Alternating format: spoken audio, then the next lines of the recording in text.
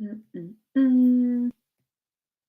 Hey everyone, sorry I'm running a little bit late. My computer had to restart. So we will get started shortly. How are we doing today? How are we feeling? Your test is in a week and a half. If you have any questions, now's a great time to put it into the chat, and then I'll make sure I answer those as we wait for some people to trickle in, especially because I started a little bit late. Doo, doo, doo. Present. Perfect. Let me do some things.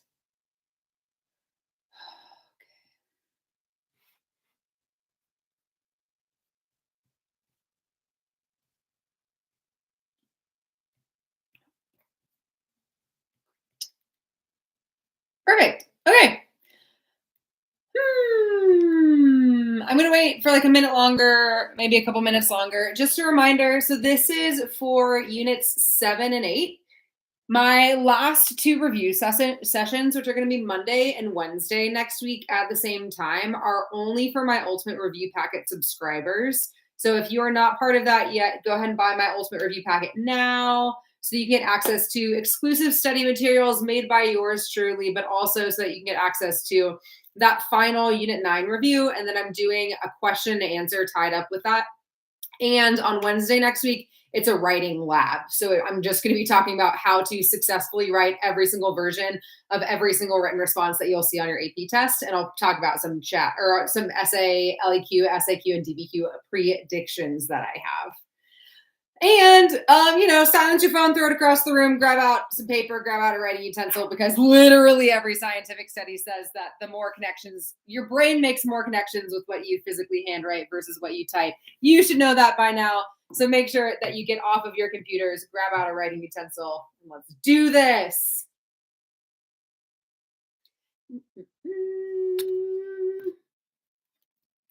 Where are we coming from? Did your teacher force you to do this? How are we doing? Talk to me in the chat. Give me something.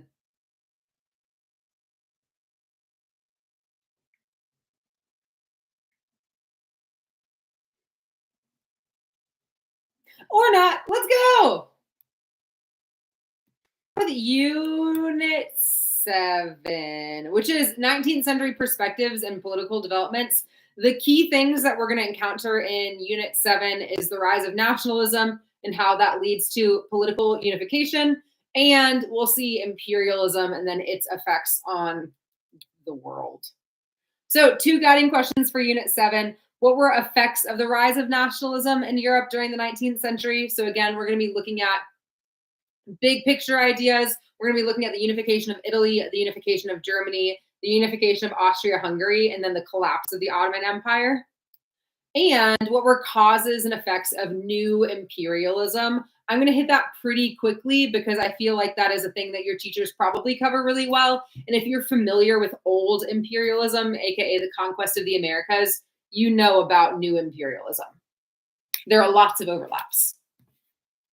So to contextualize what's going on in the 19th century, so the 1800s in Europe, just a reminder that Unit 6 ends with the Industrial Revolution, and that starts to have drastic impacts across Europe. So we see things like the rise of the isms, the rise in the different ideologies like liberalism, socialism, feminism, Marxism, anarchism, but also an increased rise in nationalism, which honestly has been a continuity in European history at least since the Napoleonic Wars until now. So for the entirety of the 1800s, we see this rise in nationalism of people starting to identify by the country that they are a part of rather than maybe the religion that they belong to. So that is all continuing. The Industrial Revolution led to a lot of upheavals. Remember, it led to this idea of traditional conservative rulers wanting to restore a balance of power or create this concert of Europe or Congress system in order to keep the status quo. And then we see revolutions break out in the 1800s that are trying to challenge that. So the springtime of the peoples occurs, and that is liberal people wanting to have more say in their government and overthrow the traditional monarchies. So that chaos is still around when we pick up with Unit 7. We got to talk about the Crimean War. To greatly summarize the Crimean War. Russia, which is in purple on this map, is trying to expand into Eastern Europe, which is a threat to the Austrian Empire and to the Ottoman Empire. And they together are like, eek, other more developed countries, please help us out. So who gets involved? The most powerful country in Europe at the time, which we all remember from last unit, is Britain. And so does Prussia, right? Because Prussia is bordering that Russian Empire right there. And Britain and Prussia had been allies since the 7 Years' War.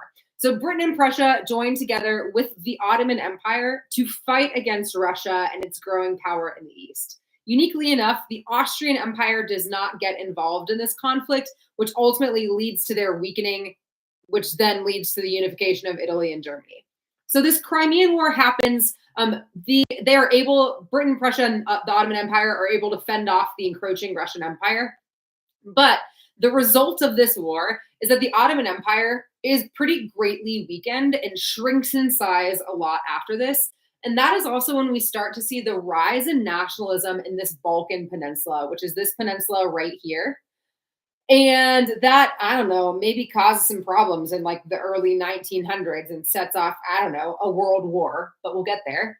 And this also leads to the breakdown-ish of the Austrian Empire. And because the Austrian Empire loses some landholdings in northern Italy, and because this strengthens Prussia and Britain because they help beat Russia in this war, that allows Germany to unify and Italy to unify. So let's talk about the unification of Germany first. Otto von Bismarck is someone you absolutely need to know for your AP test. There have been SAQs, there have been DBQs about Otto von Bismarck, and he usually shows up in some multiple choice questions. He is an example of a neoconservative leader in Europe during this time. In fact, one of the DBQs that I'm thinking of, I think compared him or asked you to evaluate whether or not he was actually a conservative leader in Europe. Did he actually want to maintain the status quo, or was he doing other things that suggest that he didn't want that? He emerges like the leader of Prussia, and because Prussia had industrialized before these other Germanic states, Prussia led the way for German unification. Bismarck very strategically hates France, and then also strategically passes treaties and alliances that isolate France. Because if we go back to this idea of the balance of power, Germany emerging as a really strong country in the center of Europe is going to be the biggest threat to the people in the West, to France and to Britain, not necessarily to the people in the East, because they're kind of dealing with, again, their lack of development compared to what's going on in the West. So he strategically tries to isolate France and passes some treaties. There's like the Ems telegram or the Ems dispatch. He essentially provokes war against France because he's stronger than France, because Prussia had industrialized, and because Bismarck is an insane military leader. They're able to like fight against France and then gain some land and then unify Germany together. Bismarck also is a proponent of realpolitik, which is practical politics. You can go way back to thinking about Machiavelli or even Catherine de' Medici, one of my favorite historical characters of all time. The idea that you are doing the most practical thing possible. The ends justify the means. It doesn't matter how you get there as long as the end is like what you want it to be. So he utilizes that, and you should just associate the word realpolitik with Otto von Bismarck. He is also using industrialized warfare. So now that the second wave of industrialization had taken root in really like northern and Western Europe, a lot of these countries start mass producing weapons. So this is a new scale of war that hadn't been seen before, and that, continues until we get to modern day. I mean, definitely we see it play out in World War I and World War II. But industrialized warfare is new, and Otto von Bismarck is really taking advantage of that. And his unification of Germany and his isolation of France lead to a lot of increased tensions in Europe at the very end of the 1800s and the very beginning of the 1900s. As we go throughout Unit 7, I want you to think about all of these baby steps that are getting taken by various leaders across Europe that are just making things really tense between your country and all of the neighboring countries, because those tensions will ultimately culminate in World War I. You need to know about Napoleon III because he is in the course and exam description, but he is only mentioned as a conservative leader. So the three conservative leaders for Unit 7 are Napoleon III of France, Camillo Cavour in Italy, and then Otto von Bismarck in Prussia/Germany. They are all utilizing popular nationalism, which means that, part of the reason that Otto von Bismarck, if I'm going back to this map, if you're like, but Miss Poole, Prussia is like not even a thing anymore. How do these people over here in this like eastern, closer to Russia part of Germany unite with all of these like very central German Europeans? And it's because of nationalism. They're like, hey, we all speak the same language. We all have the same culture. We need to therefore be unified as a country rather than exist separately because we are stronger together. So we see that as a commonality among these conservative leaders. So Cavour, Bismarck, and Napoleon III. Also, I just think Napoleon III is a ridiculous and wild character. He tried to like set up the Second Empire of France and Mexico. It was the whole thing. Okay, last one I'll talk about the unification of Italy, and then I'll take a break, check to see if you have any questions, and I'll move on to Austria-Hungary.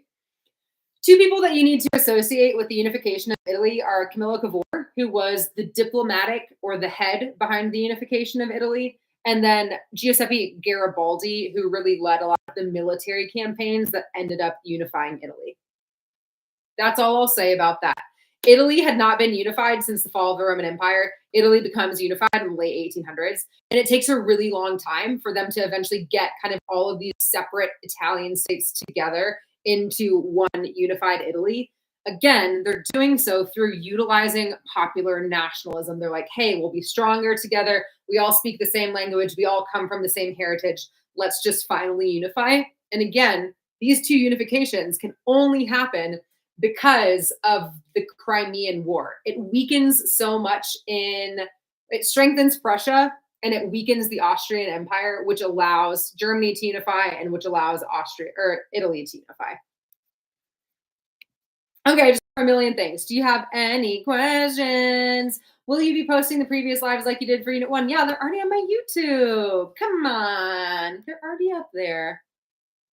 Any questions about unification of Germany or Italy or any of those people so far?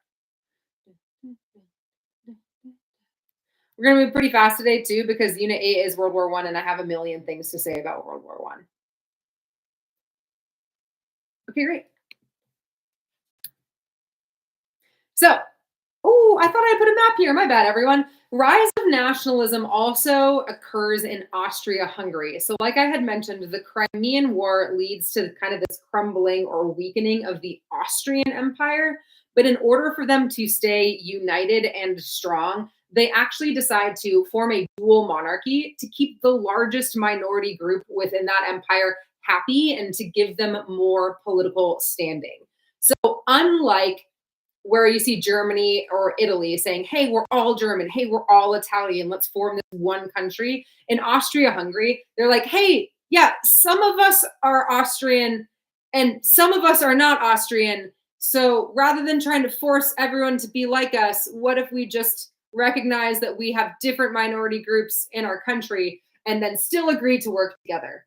That's a great summary of the Austro-Hungarian unification. So it's an attempt to stabilize that empire by recognizing different ethnic groups that live within it, aka the Hungarians, and then the Austrians who had been in power for a long time. Another version of nationalism that occurs during this time is Zionism. Zionism is unique compared to the three things that I just mentioned before because this is rooted in religion. So an easy way to explain Zionism is that it is Jewish nationalism. This emerges by a guy named Theodor Herzl, who you do need to know. And Theodor Herzl proposed this idea of there needs to be a specific Jewish home state. And this was in response to growing anti-Semitism that had been in Europe since, forever, but specifically since the 1800s started. Jews started to begin to be more acculturated. So they started to be more involved in European daily life than before and integrating themselves across European society. And that made non-Jewish people not happy, and non-Jewish people and political leaders or religious leaders or whatever their stance was at the time was like, whoa, whoa, whoa, we need to like separate ourselves from these Jews. That's going to lead to that increasing anti-Semitism, which ultimately we know culminates in the Holocaust. But that stuff did not start in the 1930s. That stuff started forever, but really picked up in the 1800s in Europe. So Theodor Herzl, Zionism, it was a response to increasing anti-Semitism in Europe. So we just kind of went through four major, the key thing that you need to associate with this is the Dreyfus Affair.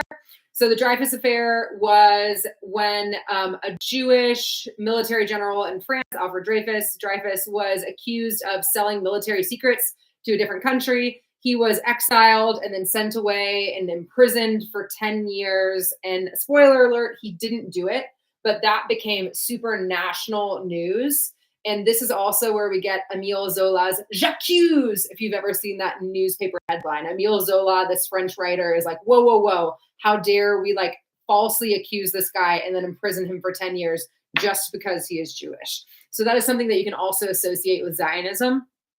And so if we're looking at that, right, four different versions of nationalism. We have the unification of Italy and Germany. We have the creation of Austria-Hungary because they needed to recognize different ethnic groups that live in their empire. And then we also have this Jewish nationalism called Zionism.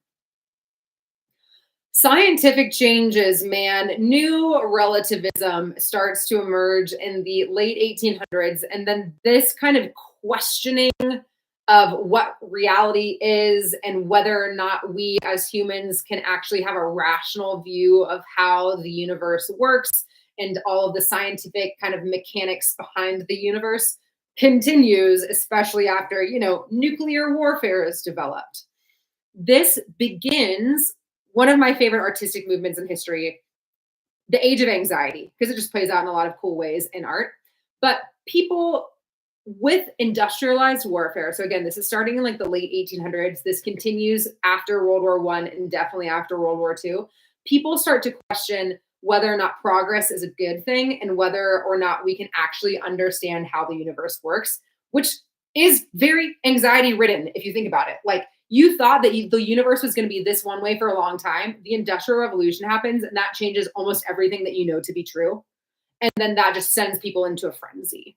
This is also when we see Freud come into play. Freud is this psychologist who deals a lot with the idea of like the known and the unknown, or the conscious and the subconscious, and how those two things play together, which really feeds in quite nicely into the whole Age of Anxiety thing, and just this loss of confidence in objectivity. So objectivity, can we like kind of actually concretely, unbiasedly know things?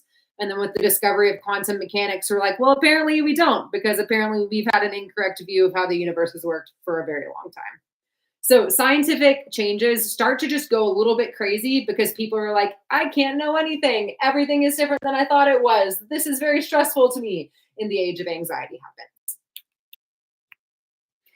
We also got to talk about new imperialism, because industrialization leads directly to imperialism. So does one other new racist ideology that comes into play, which is called social Darwinism.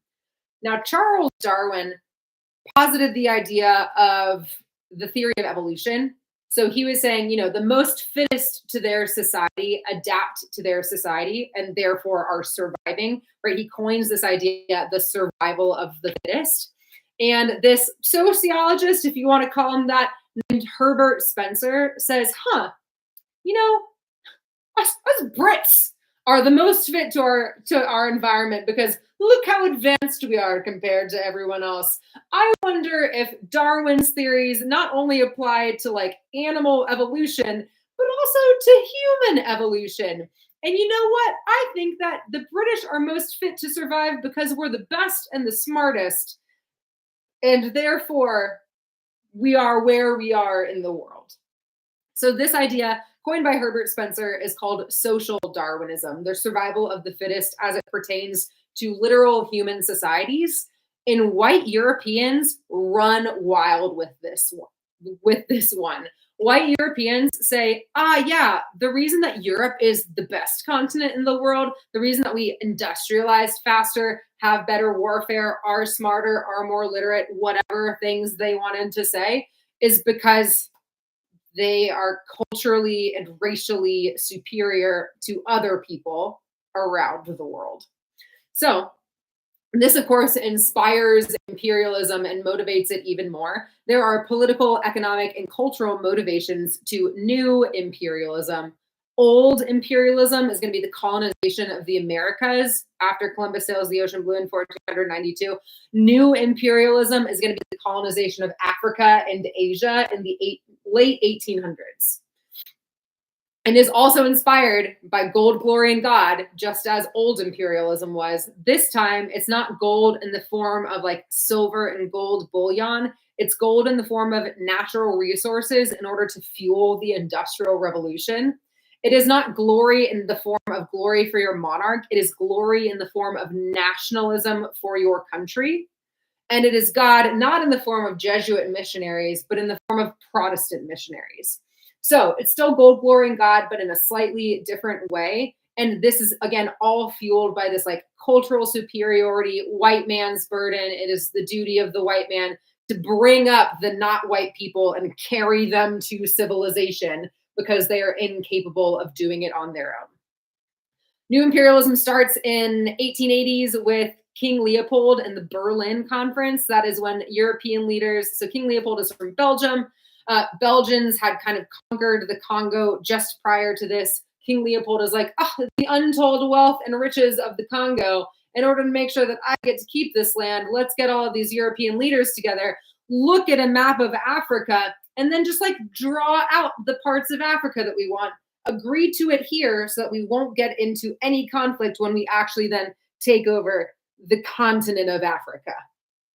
So Europeans are also now able to do this because they have mass industrialized weapons like machine guns, and they have the ability to mass produce medicine, which is going to allow them to get further into the interior of Africa than they were able to before due to diseases. And now, I mean, communication lines, telegraph lines. I'm sure that we've all seen that political cartoon of Cecil Rhodes astride the continent of Africa holding up a telegraph line. So all of those, like, again, new advances in technology make new imperialism a lot easier for Europeans this time around. They're also not concerned with setting up local government or local rule in their colonies in Africa and in Asia because they learned their lesson last time. The Americas became independent. They're not about to let that happen in Africa and in Asia. So they have pretty harsh, strict imperial control over their new colonies. Effects of this. Well, decimation of the continent of Africa in many countries in India, decimation of indigenous cultures, deaths of maybe millions, deaths of many, many, many people in those lands. King Leopold II. I'm not going to get on a rant about him, but he's like one of my least favorite people in all of history. It's like Roman physician Galen, King Leopold II, right up there with Roman physician Galen, but for very different reasons, obviously. There eventually became a debate over the acquisition of these colonies and imperialism in general. Actually, Vladimir Lenin, the guy who leads the Russian Revolution, was very critical of European imperialism in the 1800s. So was this guy named J. Hobson, because they didn't think it was a good thing. Like, if Europe is supposed to be this enlightened society, is it really enlightened to go take over this new land and then make all of their ways European ways? Is that good or bad? So these debates about imperialism started to arise, as well as this controversy over, we're spreading Western values. Is that what's best for the world? But then also, as people are educated in like India, for example, in these Western values, they start to realize, wait, but we should be able to govern ourselves now that like we're so educated in your ways. Can we just please now overthrow our monarch and be enlightened and rule ourselves? So there's all of this debate about imperialism within Europe, absolutely, but then also for sure within the colonies of the lands that they take over. Cultural and artistic changes as a result of the Industrial Revolution and imperialism. Romanticism. It shows up in your CED twice. They love asking questions about romanticism. Remember, the romantic artistic movement is a focus on emotion. We see a return to nature, we see a return to idealism and ideas, not like cold, hard Enlightenment rationality, but like inner emotional expression. Realism also emerges, which is again just like depicting real people doing real things. And it's during this time that we see art being used to draw attention to social problems. For example, Emile Zola's Jacques, like that form of literature, which is a form of art, is drawing attention to anti-Semitism in Europe. Victor Hugo's Les Mis is about that second French Revolution in 1830. So again, like the kind of continued problems, people are writing what they're seeing and publishing it out to the public. It is also being used to idealize beauty and what it means to be patriotic within your country. And this is a weird footnote in this unit, but you do need to know about 3 other artistic movements that emerge that are more abstract. So we get from like the realist movement of like, let's depict life exactly how it is. But as that age of anxiety takes root, you start to see things get depicted in a more abstract way, because how can we know what is exactly real? We might as well express things in subjective or symbolic ways instead. So that's when we see a rise of Impressionism, Post-Impressionism, and Cubism. Cubism is mostly associated with Picasso. So he kind of changes a lot of that art. Again, that's like in the early 1900s. Whoo! Just in time. Politically, to sum up Unit 7, nationalism was on the rise. National movements led to the breakdown of that Congress system, the concert of Europe, this idea of like traditional conservative values need to reign across Europe. The unification of Italy and Germany, and it's about to lead to the dissolution of the Ottoman Empire. Nationalism also led to the rise in Zionism, Jewish nationalism, and the creation of Austria-Hungary. Tensions are high in Europe at the turn of the century. People are very proud of their nation, and people are very stressed out about other people in their country, and now we all have way advanced weaponry. I wonder what's going to happen. Economically, industrialization fueled new imperialism as European powers sought to grow their empires through the acquisition and subjugation of new lands in Africa and Asia. Economies were increasingly interlinked and connected, and a truly global economy emerged by the end of the 1800s. And socially, culturally, people began to view the world as more abstract, and as the Newtonian idea of a known universe crumpled, racism and cultural superiority fueled by social Darwinism impacted Europe's interactions and their new held lands. Did that in 27 minutes. I'm going to take a quick break, answer any questions that you have, and then we'll get started with Unit 8, which is all about World War I. How are we doing? What are our questions? Are you getting your teachers something nice for Teacher Appreciation Week, which, by the way, is next week? I sure hope you are.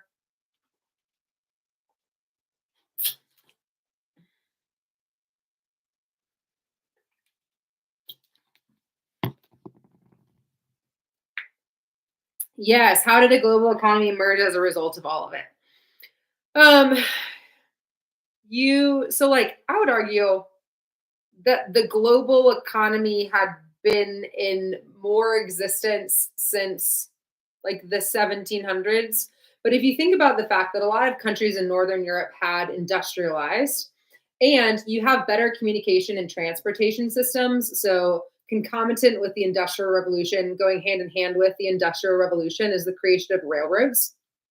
So in colonies in Africa and in colonies in India, these areas that had maybe not been as economically interconnected or producing as much as what Europe had been producing for a while now start to, the Europeans just like steal all of their resources. And because of that, they are now linked up to trade and producing new goods in a new way, which means that like more stuff is being produced. And now Europeans, again, have new markets to sell their products to.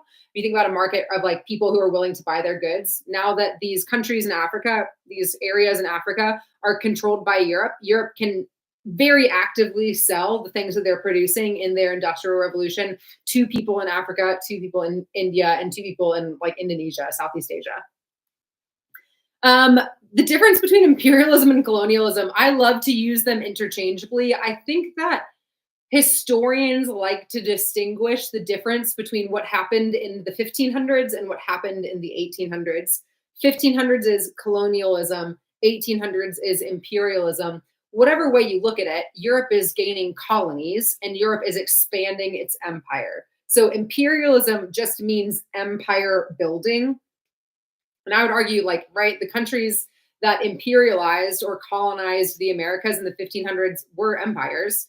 They are just maybe bigger and stronger and better empires in the 1800s than they were in the 1500s.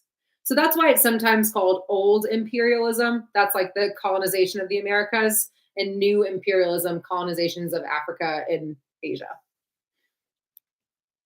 Okay, I got 30 minutes to get through Unit 8. Let's go, y'all. Unit 8. If you are taking notes by hand right now, which I hope that you are, I just need you to do like a big cause and effect chart. You can do like causes on one side, the event in the middle, effects on the other side, because pretty much the entirety of Unit 8 can be taught through this historical thinking skill of causation. Cause and effect of World War I, causes and effect of the interwar years and the economic crisis, causes and effect of fascism and totalitarianism, causes and effects of World War II. Also, the Russian Revolution should be thrown in there too, but I kind of lumped it together with World War I. So if you want to draw just like a cause and effect chart with the event in the middle, that would be really helpful because that's how I'm going to go through this. Contextualization, like I said, there is increasing conflict and tension due to nationalism and alliances in Europe at the turn of the century from the late 1800s to the early 1900s. Also, if I'm contextualizing World War II, because this talks about both World War I and World War II, World War II starts just due to the failure of the Treaty of Versailles. So that is going to contextualize World War II. I'm just talking about the turn of the century, World War I. It's increasing tensions. Causes of World War I. There are four main causes of World War I. Militarism, alliances, imperialism, and nationalism. Your teacher might have used the acronym MANIA. If you wanted to add kind of that A there at the end, it's that assassination of Archduke Franz Ferdinand. A great debate here to have as you are studying with your study group before the AP test starts is which of these causes was the most significant cause of World War I. So, right, we have a buildup of the military, again, due to industrialization. We have this very entangling web of alliances that tends to shift a lot. Imperialism, this, again, desire for new colonies and how you can get more resources than other people and how that just kind of leads to conflict.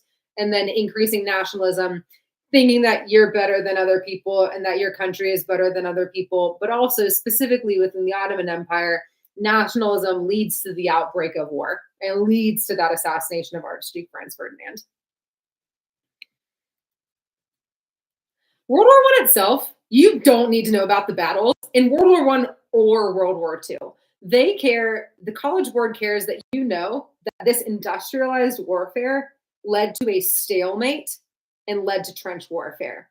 Back in the day when Napoleon was trying to conquer Europe, you could stand across a field from someone and shoot your weapons at them and then like take a couple steps forward and stand across the field and shoot your weapons. And the guns were so poorly constructed, the like aim wasn't great, cannons were okay, but like you could literally stand across a field from someone. But then machine guns are developed and you can no longer stand across a field from someone with a machine gun. So what did these Europeans do? Because you cannot protect yourself against bullets from machine guns, they literally went underground and dug trenches. This trench warfare led to a stalemate, obviously, because you literally have to dig your way forward. Also, who wanted to be involved in World War I, right? Why did the assassination of the heir to the Austro-Hungarian Empire bring all of Europe into war? It's because of that alliance system.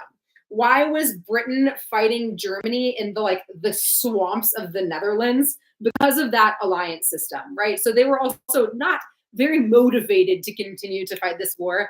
And with trench warfare and the fact that it dragged out over 4 very long years, I mean, it ended in a peace treaty because there was no clear winner. It just became a war of attrition. Who can literally last longer than the other people? And then they just decided, what if we just get our losses, everyone? Effects of World War I. The United States, because they were involved in sending over military weapons to Europe during this time, emerges as a superpower. And European empires start to crumble after World War I. Again, 4 years of a disastrous war within your lands is going to do bad things to your landscape, your economic structures, and your political structures. This, coupled with the age of anxiety that had been in Europe since the late 1800s, leads to a lost generation of people. I mean, this is before people knew what post-traumatic stress disorder was. This is before, shell shock, I guess. This is like so many men died in World War I that it truly was like a lost generation of people within Europe. However, weirdly enough, a positive benefit of World War I is that it was actually good for women because they had to enter the workforce because a lot of the men had died in Europe. And it was overall good for democracy. They were like, we should never do this again. Make sure that we start to elect our leaders into power, and maybe we shouldn't have monarchs anymore. And maybe we should have more people making political decisions rather than just one person. That does not last long because of the interwar years. Pause in World War I and the interwar years. I got to talk about the Russian Revolution. So in 1905, Russia has a revolution that is first initiated by women, which I love, in which workers, or the Soviet, march upon the Winter Palace and try to say, hey, we're not modernized. You need to give us more money. Why did you lose to Japan in the Russo-Japanese War? And that is not met well. The palace guard fire into the crowd, killing a lot of people, which is never a good thing to do if people are already willing to revolt against you. So tensions continue to build in Russia after the 1905 revolution. This long history of serfdom and oppression and famine in Russia continue. Marxist-Leninist theory, which is like, hey, maybe we should seize the means of production and then also make sure that all of the average people have more equality compared to the elite people in Russia, start to take root. And, Lenin calls for peace, land, and bread. Peace in that the Russians did not want to be fighting in World War I anymore, especially because Tsar Nicholas II practiced this human wave tactic of let's just overwhelm the forces with sheer numbers of Russians running into military fire. Not a great idea. They wanted land, so they had lost some land, again, thanks to the Crimean War, and they wanted it back. Also, the Russian peasants wanted land because that's how they made their money, so they wanted to have it again. And then food, peace, land, and bread, right? That's what the Russians wanted. Russian Revolution happens in 1917. It's in 2 waves. The February Revolution successfully removes the monarch from power. The Russians are like, Tsar Nicholas II, you're the worst. We should please don't be our leader anymore. Tsar Nicholas II is like, cool, I don't want to be your leader anymore. World War I is terrible for me. Also, I have a lot of other things going on. Hey, brother of mine, do you want to take the throne? The brother's like, nah. So then the Russian monarchy ends for the first time in 500 years. But what are they going to do now? They don't have a leader. So a provisional government is set up with this general named Alexander Kerensky, who rules over Russia from February to October. And in that October revolution, Lenin makes his way back to Russia, leads his Bolsheviks, leads his party, and then overthrows that provisional government, ends up throwing Russia into a civil war from 1918 to 1921, and Russia emerges as the Union of Soviet Socialist Republics in 1922. That was a lot. That was an overview. That's everything that you need to know. Lenin is now the leader of the new Union of Soviet Socialist Republics in 1922, and he does compromise some of his own principles by initiating a new economic policy, which kind of gives some more capitalist principles into what he had promised the Russian economy would look like. So he did bank on peace, land, and bread, and that the Treaty of Brest-Litovsk withdrew Russia from the war. He does redistribute land to the peasants, and he does he does give them more food than what they had before. Okay. Treaty of Versailles. Okay, that was my pause on Russia. Let's go back to what's happening in Central Europe. Treaty of Versailles ends World War I officially in 1918, and it is disastrous in so many ways. Woodrow Wilson, who's the US president at the time, says, you know what? In order to prevent another war, we should all join together and form this thing called the League of Nations. And everyone's like, yeah, let's do it. Except for the US is like, let's not do it. And that's ultimately the reason why the League of Nations fails. But the League of Nations also does two other things. And Woodrow Wilson's 14 points initiates the League of Nations. It was his 14th point. But also, they set up the mandate system. So after World War I, the Ottoman Empire falls.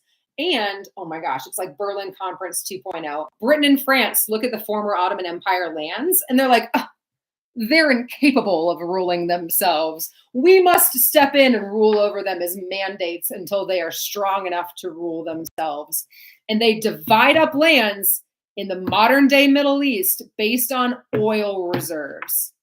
So if you're looking at conflicts in the modern day Middle East, you can trace a lot of that back to this mandate system that happened after World War I. Also, Germany, after World War I, creates its Weimar Republic, and it is a fledgling democracy that does not have a lot of support, and it is doomed to fail, especially because what the Treaty of Versailles does to it, which is it places the blame of the war on Germany and then forces Germany to pay billions of dollars in reparations. So if you are throwing a brand new fledgling democracy into an immediate economic crisis, that is not going to be good for the democracy. Which leads us to the interwar years. So World War I was disastrous for Europe in that it ruined a lot of the land. It ruined a lot of the people, right? Like a generation of males died.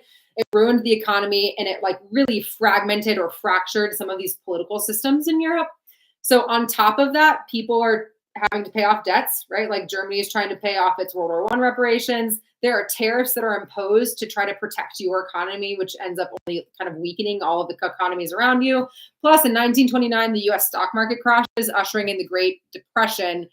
And that cuts off the flow of American dollars to Europe. And American dollars to Europe were really helping rebuild a lot of what had happened during World War I, which just is disastrous for these early kind of fledgling democracies in Europe in the late 1920s and early 1930s. And during that time, we see the rise of extremist movements and fascist movements, because in times of political crises, countries and people within countries will look to a strong leader who promises to bring them out of it. And you see that play out in these four people in these four countries in Europe after World War I. Now, these extremist and fascist leaders, so if I'm going from left to right here, we have Mussolini, Stalin, Hitler, and Franco, utilize really similar methods of gaining and consolidating their power. Excuse me. They're using new technology like the radio and propaganda. They're using TV. I am immediately thinking of Leni Riefenstahl's The Triumph of the Will, which was a whole movie about Nazi propaganda that glorified Hitler. And again, with this new technology, radio and TV was all new at this time. People are tuning in and seeing what the government wants them to see. So that is going to be supporting a lot of these fascist and totalitarian leaders. Fascism, by the way, an easy way to think about it is extreme nationalism. And a lot of these leaders are also glorifying war, especially Benito Mussolini. He glorified war as a means of cleansing the past. So they promise like, hey, you know, Germany, like we lost World War I, and like all these the reparations were placed on us. The war guilt cause was placed on us. We need to like restate our standing in the world. Let's like do all of these things that make us look strong compared to all of our other European countries. I'm going to break down what you need to know about these four leaders on the next slide. So Hitler and Mussolini, you just need to know exactly what I just said. They're glorifying war. They are relying on nationalist tendencies. They are fascist leaders, extreme nationalist leaders. They're using a ton of propaganda. They're also ruling by fear and violence. So Hitler has his Gestapo and Mussolini has his black shirts. So really intimidation, rule through fear. Franco is so important and is often overlooked.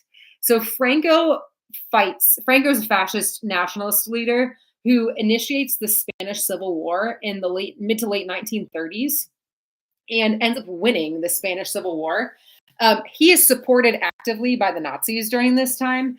And the Nazis, Hitler and Mussolini, used the Spanish Civil War as a testing ground to see if Western militaries and Western leaders will intervene in this conflict. Spoiler alert, they don't, because Western European leaders and the United States are like, we don't want another war to happen. They're practicing appeasement. They're practicing isolationism. They're trying to say, yeah, Spain can just figure it out. We don't want like another generation of people to have to go to war because of this. So Hitler and Mussolini see and use that Spanish Civil War as a testing ground to realize Western European powers will not intervene, which is only going to motivate them more in order, to take over the lands that they want to take over. Franco then rules as the nationalist dictator in France until the 1970s. We never talk about that. Okay. Stalin, Lenin dies, Stalin takes power. Stalin gets rid of Trotsky, the other guy who led the Russian Revolution with Lenin, and just immediately starts to rule through terror. He, like Peter I, like Catherine II of Russia, wants to make Russia be able to compete with its Western European counterparts. He wants to do this through modernizing Russia as quickly as possible. He does this through a collectivization of agriculture. He does this through his 5-year plans. And those two things lead to the deaths of tens of millions of people. Holodomor is a great example of a man-made famine that Stalin and his collectivization or his collective farms caused in Ukraine. And then his great purges, killed anyone who disagreed with him or spoke out against his rule. Okay, World War II happens because of those interwar years and because those fascist leaders come into power. I'm skipping over a lot here because I bet you probably know a lot about World War II. Things that the CED needs you to know about World War II. Germany uses blitzkrieg tactics. It's land, air. It's like land, tank, artillery, and then air assault. And it's extremely effective. It allows them to achieve many victories in the first couple of years of war, but it's also very resource costly. And it ultimately leads to their downfall because they don't have enough resources to continue that up, because they are not able to fend off Britain. And then eventually Hitler turns against Stalin, breaks that Munich Pact, breaks the non-aggression pact, not the Munich Pact, that was something else, invades the Soviet Union to try to get more resources from the Caucasus Mountains. But the Allies are all out committed. Like I said, Britain does not back down. Eventually the United States get involved and they do not back down. So that all out commitment of the Allied powers are able to fend off Hitler's ultimate aggression in Europe during World War II.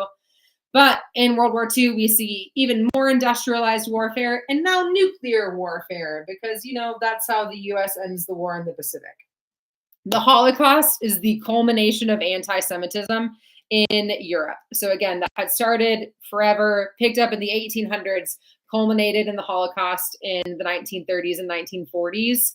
And what you need to know about the Holocaust is that it decimates a generation. It almost decimates European Jewry. It almost just gets rid of all of the Jews in Europe. But also the Nazis are targeting other people, including homosexuals. So that is directly from the CED. And then this is going to play a huge role in the creation of Israel by the UN in 1948. But that's in our next unit. So, perfect timing. Politically, world wars ravaged Europe in the first half of the 20th century. The failure of institutions of powers to address the ills caused by these wars led to the rise of fascist and totalitarian leaders who presented a grave challenge to the development of Europe. Economically, the Treaty of Versailles forced Germany to pay billions of dollars in reparations. This economic problem was exacerbated by the global financial crisis engendered by the US stock market crash, and the subsequent economic crises led to the rise of these extremist movements in Europe that challenged those newly developing democracies. And socially, World War I, World War II, and the Holocaust led to the drastic loss of life across the world. This ushered in an age of anxiety in which people questioned the idea of objective knowledge. So again, that is continuing from the late 1800s throughout both world wars. But these wars also ultimately led to the disruption of social patterns, the burgeoning of the liberation of women, again, because women start entering the workforce and participate so much in the war effort, and ultimately the rise in consumerism and economic benefits for those in Western Europe. That is something that we're going to pick up with a lot in Unit 9. This is not the case for Eastern Europe, right? After World War II ends, Western Europe develops very quickly with the help of the United States. Eastern Europe does not. It falls underneath the power of the Soviets, and there's a severe lack of development compared to what is going to happen to Western Europe. Okay. Here are your absolute must-knows for Unit 7. Gosh. Oh, yeah, this is Unit 7. And here's where I'll answer any questions you have, and I'll go over what I didn't already talk about.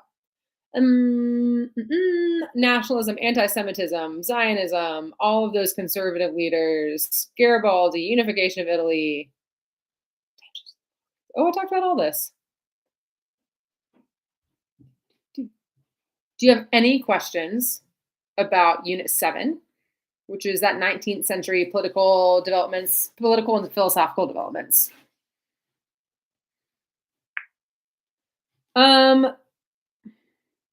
Was imperialism a new thing or a continuation of old trends? It kind of depends on how you look at it. This is a very interesting question. I think the easy answer is saying it is a new thing because Europeans are conquering the interior of Africa or are more directly conquering. I'm sorry, I'm looking at my map right now. India and getting involved in Southeast Asia in a new way. And they are creating, I mean, like Africa had prior to this time been known as the dark continent because the Europeans hadn't ventured inward. They had made a lot of connections with like trading ports on the outside, especially the Portuguese. But the interior, due to disease, the Europeans never had like really made their way in. So with the new imperialism in Africa, like I would say that that is a very new development because they were able to like directly take over and conquer all of those lands. Crimean War. Yeah. So Britain, Ottoman Empire, Prussia versus Russia. It plays out on the Crimean Peninsula, which is in the Black Sea. And that is like, I mean, Russia is trying to expand into Eastern Europe. Britain, Prussia, and the Ottoman Empire are like, no, that is not allowed for you to do, Russia. So they fight against Russia. Britain, Prussia, and the Ottoman Empire win. Austria does not participate in the Crimean War, which weakens them, which allows for the unification of Italy and Germany. Yes. Tensions in the Balkans. So after the Ottoman Empire wins the Crimean War, they start to experience nationalist movements in the Balkans. So that's like where Greece is located. If you think about like the Ottoman Empire is kind of always centered around modern day Turkey. So Greece, just like that part in Southeast Europe right there, that's the Balkan Peninsula. There are a lot of people within the Balkan Peninsula who don't identify as part of the Ottoman Empire. They want their own country. Again, inspired by nationalism, they start to have these revolts for independence from the Ottoman Empire, especially in the wake of the Crimean War. Differences between Impressionism and Post-Impressionism.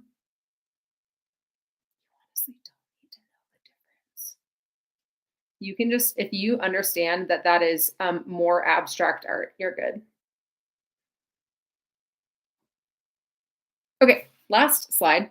Must knows for Unit 8. Hopefully you've taken a picture of this by now. I will leave this up for a little bit longer. Theory of relativity. Einstein. Can I explain this in a way that would make sense to students? Let's see. Maybe the theory of relativity is, I'm going to Google this right now, y'all. Theory of relativity, easy terms. To a child. Relativity said that the laws of physics couldn't depend on how fast you were moving. How is that helpful for anyone? It's a scientific exploration about how space relates to time. If you know that Einstein created the theory of relativity and that it contributes to people's age of anxiety, and that like what we thought was the known universe is actually way more nuanced and way more detailed than what we thought, you'll be fine. Okay, last. Must knows for Unit 8, there are a lot. Here we go. So it's mainly, yeah, it is mainly about World War I, Russian Revolution, World War II, causes and effects. So you do need to know every single one of these things because all of this comes directly from the CED.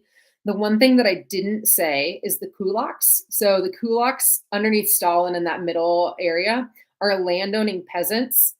Stalin wants to seize all of their land so that he can have his collectivization of agriculture. He can create like essentially like these large agricultural communes so people can produce as much food as possible. And he liquidates them. He sends them all to the gulags because, which like Russian Siberian prisons, because he wants their land. So he removes people who stand in his way. So the kulaks are landowning peasants in Russia. Behind my head is women involved. Women involvement. Because of the wars, women are getting more involved in the economic sphere in Europe rather than traditionally, again, kind of staying at home, this whole cult of domesticity or like working for really low wages in industrialized factories. Women now start to take a bigger role because they have to, because men are fighting in World War I and World War II.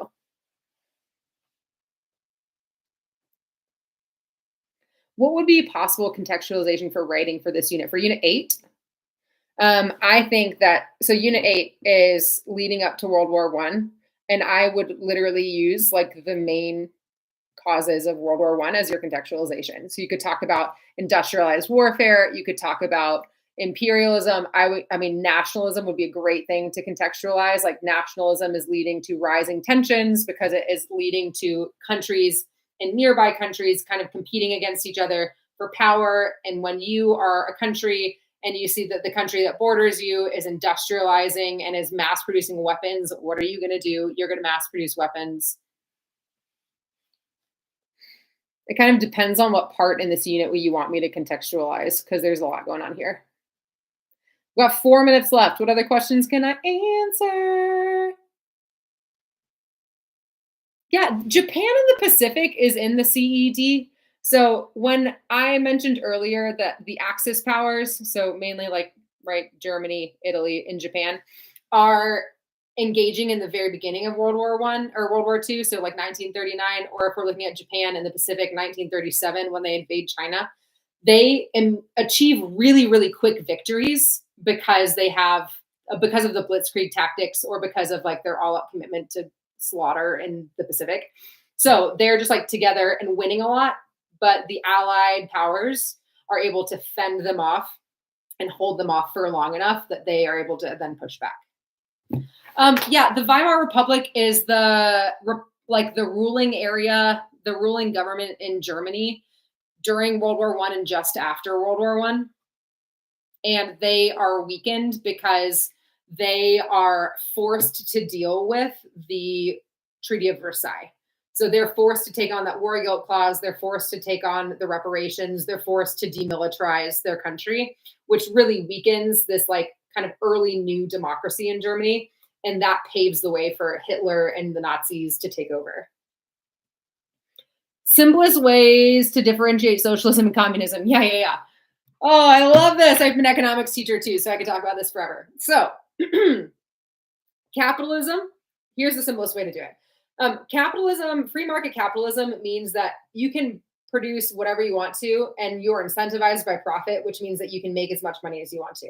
We're looking at the Industrial Revolution. Capitalism and that idea of producing whatever you want at whatever price you want, you control the means of production, leads to an unequal distribution of wealth.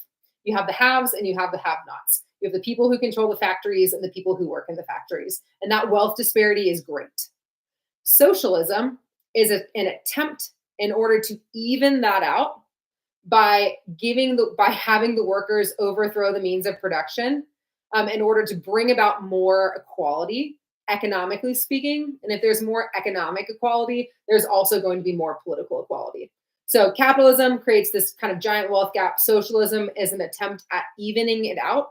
Socialism was always thought to be a stepping stone to communism, which is full equality. It is where people are sharing things equally and there is no need for a government anymore because the government only exists to like make sure that things are distributed the way they need to be. And if things are totally equal, there's no need for a government.